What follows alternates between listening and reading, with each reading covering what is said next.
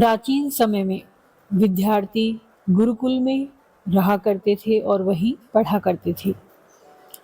बच्चों को शिक्षा ग्रहण करने के लिए गुरुकुल में भेजा जाता था और गुरुजी के सानिध्य में वो आश्रम की देखभाल किया करते और अध्ययन भी किया करते।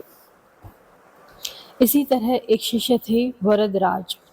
उनको भी शिक्षा ग्रहण करने के लिए गुरुकुल में भेजा गया। वहाँ आश्रम में वो अपने साथियों के साथ घुलने मिलने लगे, लेकिन वो पढ़ने में बहुत ही कमज़ोर थे। गुरुजी की कोई भी बात उनके बहुत कम समझ में आती थी। इस कारण सभी के बीच वो उपहास के पात्र बन जाते थे। उनके सारे साथी अगली कक्षा में चले गए, लेकिन वो आगे नहीं बढ़ पाए। गुरुजी ने हार मानकर आखिर ये कहा उनसे कि बेटा भरद्वाज, मैंने सारे प्रयास करके देख लिए। अब यही उचित होगा कि तुम अपना समय यहाँ पर बर्बाद मत करो और अपने घर चले जाओ और अपने घर वालों की काम में मदद करो।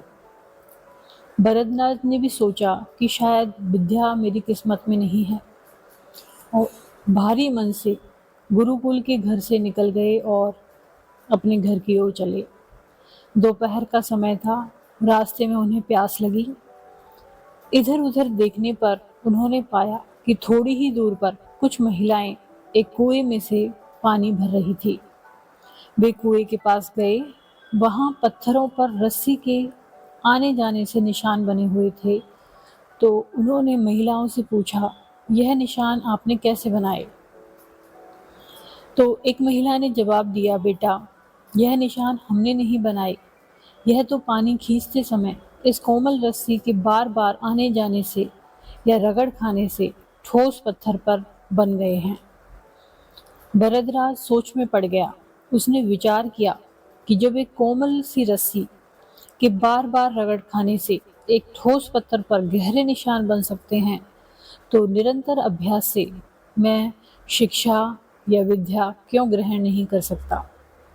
भरद्वाज ढेर सारे उत्साह के साथ वापस गुरुकुल आए और कड़ी मेहनत की।